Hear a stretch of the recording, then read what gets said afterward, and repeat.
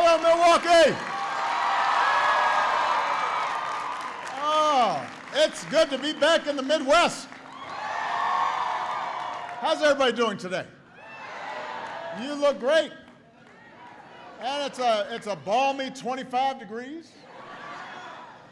The last time I was here was for, I'm sorry, what?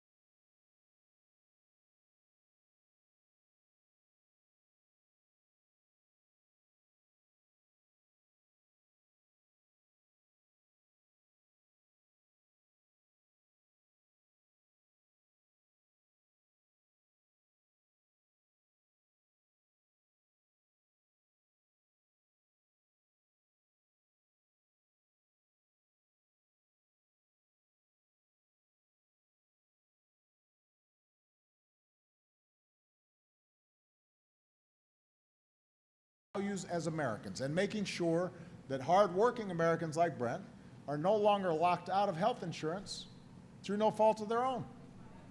It was about the basic idea that in America, health care is not a privilege reserved for the few, but should be a right for all people.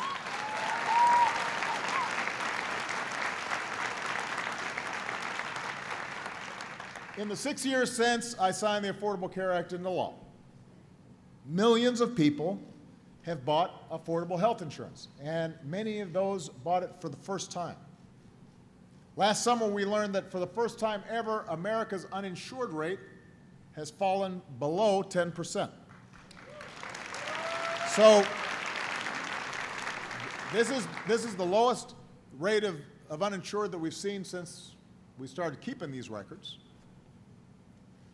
But we know that there are millions more who are eligible for coverage but haven't gotten it yet.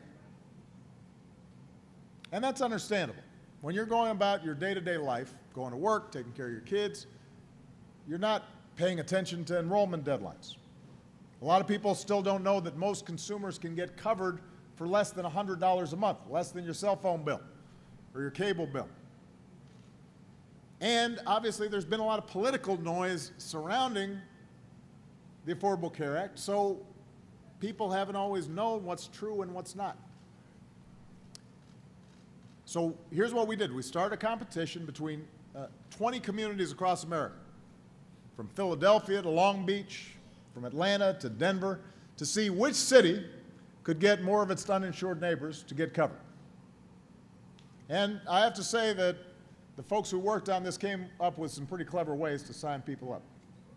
In Seattle, folks held healthcare happy hours. Now that's a pretty good trick right there. In Nashville, they focused on music festivals. New Orleans created a challenge between barbershops and beauty salons. Oakland set up a healthcare storefront at City Hall for folks to visit and shop in. I'm pretty proud of my own hometown. Chicago outperformed every other competitor except one. Except one. Milwaukee came out on top. You get bragging rights this year.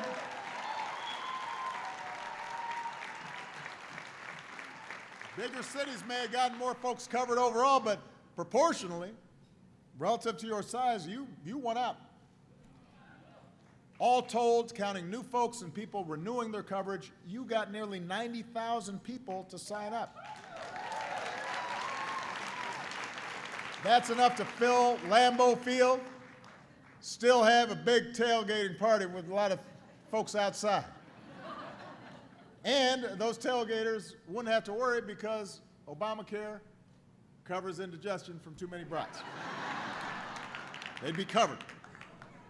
Okay. So this city should be proud. You did the best job of looking out for each other and taking care of each other. And I'm here to say congratulations. And what's remarkable is you did it by working together. Elected officials, hospitals, clinics, insurers, faith leaders, community leaders, businesses, nonprofits, everybody stepped up as a team. And you guys tried everything. Mayor Barrett was out there handing flyers out himself, stuck flyers to people's water bills, opened up libraries for enrollment events, set up a partnership with Uber to give folks a ride, covered buses and signs reminding people to sign up. Free clinics and health centers helped low-income residents enroll.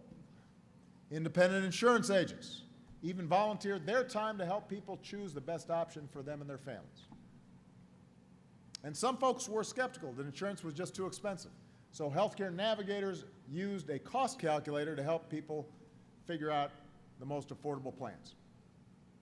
You worked with TV stations to set up phone banks where viewers could call in and volunteers would help them sign up for coverage. It turns out they got a lot of calls from moms who wanted to sign up their young adult sons, which all of y'all, listen to your mom. She knows what's going on.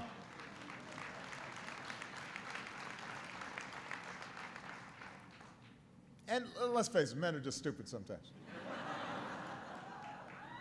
Don't go to a doctor, don't get checkups, you know. And because some minority communities were less likely to have signed up, the county worked with Black Healthcare Coalition to reach out to African Americans. They targeted the Hmong and Latino organizations with culturally appropriate materials, ran ads on Spanish language radio, made sure folks with disabilities had the information they needed to sign up. So the story to be told is one of just looking out for each other, just helping each other. This has been an incredible city and county-wide effort, not just in this competition, but for years. You've made Milwaukee a model for the nation. And you're proof that the Affordable Care Act works. Here's another piece of proof. Today I can announce that thanks to the law, 20 million more Americans now know the security of health insurance. 20 million. 20 million people. 20 million folks like Brent. That includes 6 million young people who were less likely to be insured before the Affordable Care Act. As many as 129 million Americans with pre-existing conditions can no longer be charged more or denied coverage just because they've been sick. Almost 140 million Americans who already have private insurance, so they didn't need to sign up for Obamacare, they're now guaranteed free preventive care as well, and checkups, mammograms. You're getting more for what you're paying for. So your insurance is better than it was. Even if you don't know it. Even if you didn't vote for me. Thanks, Obama. That's okay.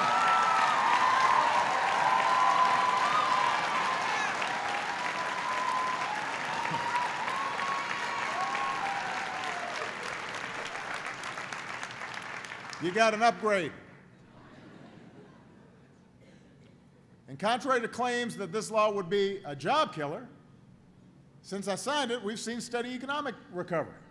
Our businesses have created jobs every single month, starting the month I signed the ACA into law. Every month. 71 straight months, 14 million new jobs, unemployment cut from 10% to 4.9%. Every month. And because this law fills the gaps in employer-based care, we know that when we change jobs, or we lose a job, or we go back to school, or start that new business, we can still get coverage. The point was not to replace the coverage that people had if they had a great job and they had great benefits. The idea was things happen. You lose a job, you're going to find another one, but in the meantime, you don't want to lose your house. Somebody in your family gets sick unexpectedly. You want to make sure that they're getting the best of care. That's what insurance is.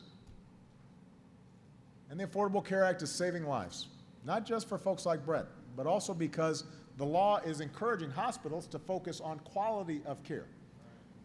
These are the kinds of things that, I don't know, they don't make headlines, but since we signed this law, we've seen a big drop in folks getting infections at hospital and other improvements in hospital care. That leads to some 87,000 fewer deaths and $20 billion in cost savings. And the Affordable Care Act is saving money. Most folks shopping in the new marketplace have discovered that they can buy a plan for less than $75 a month. Last year, 90,000 Wisconsin seniors on Medicare saved an average of more than $1,000 on their prescription drugs, thanks to the Affordable Care Act.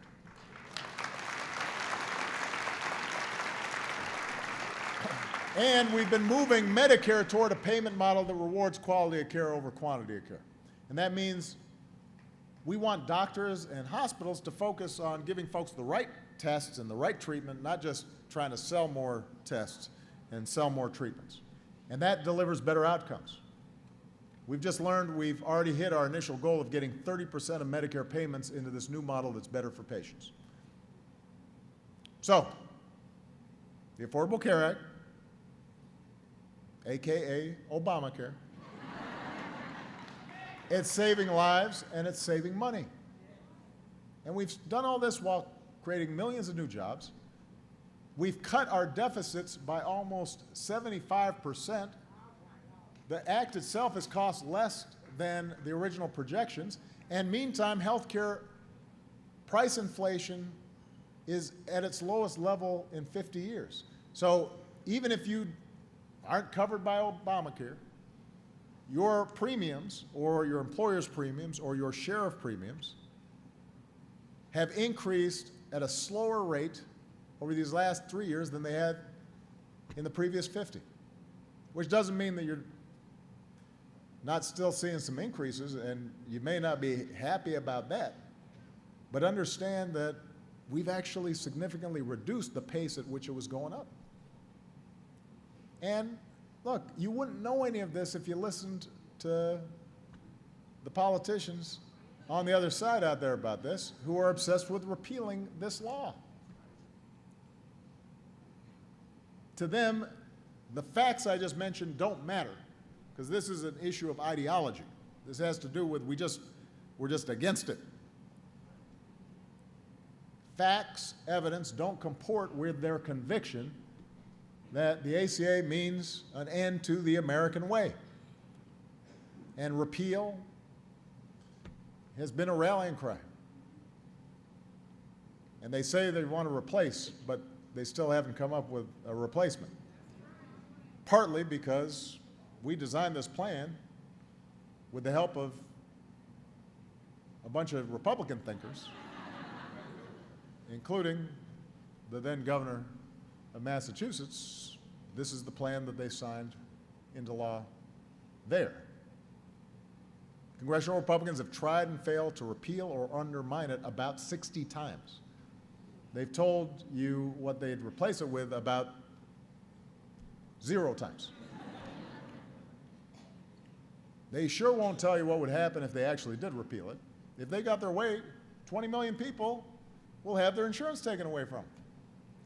20 million people. And by the way, Milwaukee, while you worked your tails off to cover enough folks to fill Lambeau Field, your governor still refuses to expand Medicaid in this state. And we could cover another 21,000 Wisconsinites with a stroke of his pen. He could join 31 other governors who are taking this option, which, by the way, actually would save money. He's denying Wisconsinites their ticket to health insurance, and it's political.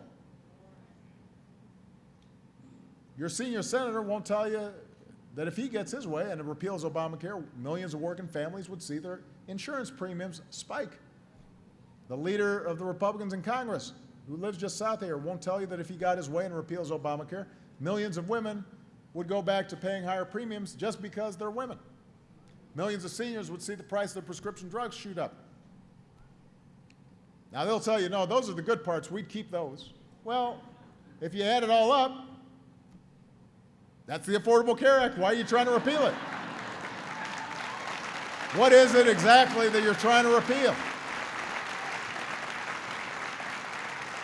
No, this is an important point. See, people don't know that, for example, kids being covered until they're 26, or making sure that you can't be discriminated against because of a pre-existing condition, or making sure that women aren't being discriminated against when it comes to health insurance, or free preventive care, or seniors getting reduced prices on the prescription drugs. They don't know necessarily that those things are part of this law. So when you ask Republicans about these things, they'll say, well, yeah, those are okay. We just want to repeal the other parts. As I said, when you add it up, that's the law. Why do you want to repeal it? We can't let that happen. It has been 6 years since I signed the Affordable Care Act into law.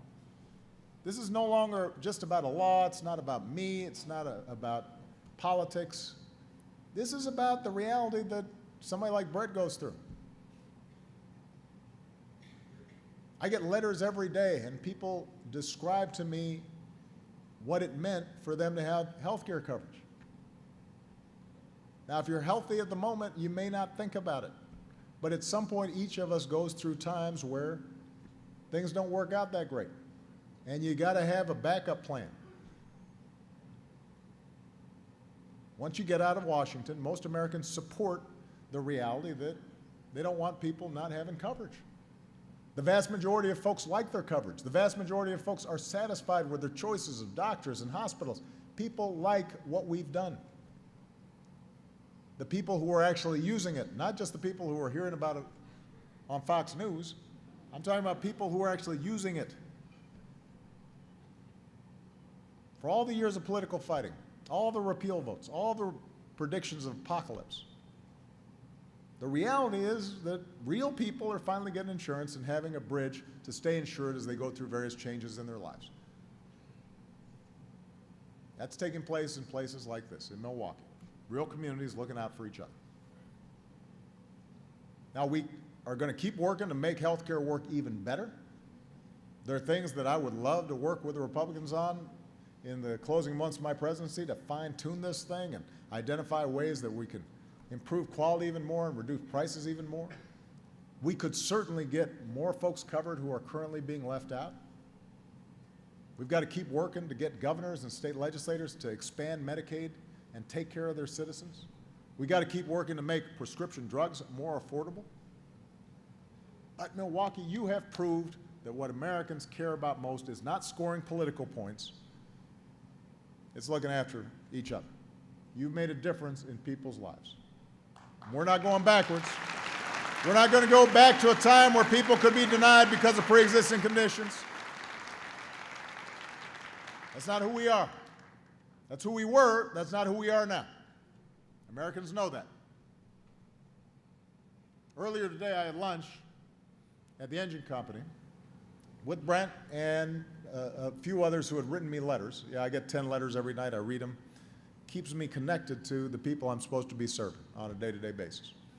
And one of the people who wrote to me was a woman named Karen George. A few years ago, while Karen was finishing her law degree, her husband was laid off for the second time in 6 years. First time, they lost their health insurance. They had no choice but to get on what's called COBRA. But as you know, that's a really expensive transition plan. They could barely afford it. This time, they had the Affordable Care Act on their side. By dinner time, Karen had signed up her family for an affordable plan in the new health insurance marketplace, so she knew they were safe, they were protected, they were covered. And Karen said in her letter, she said, when something like a layoff happens, you face a collection of moments of panic. To have one of those moments of panic go away was something. Right then, our health care was there when we needed it. Soon after that came another moment of panic. Just 1 week after graduating law school, Karen experienced chest pains, ended up in the ER with what turned out to be a heart problem. Without this plan, she wrote, I probably would have tried to take a nap and wait for the pain to go away. But instead, Karen got the care she needed. And Karen's kids have their mom. That's because of your efforts. Because of you, America's moving closer to the day where every American family has that same peace of mind. So we got more work to do, but you've shown us that when ordinary citizens come together as one family and one community and roll up our sleeves and look out for one another, that's when change happens. That's when we're at our best. That's how we're going to keep building a country that lives up to its highest ideals. I could not be prouder of it. Congratulations. God bless you, Milwaukee. God bless these United States of America. Good luck, Milwaukee Bucks. Love you guys.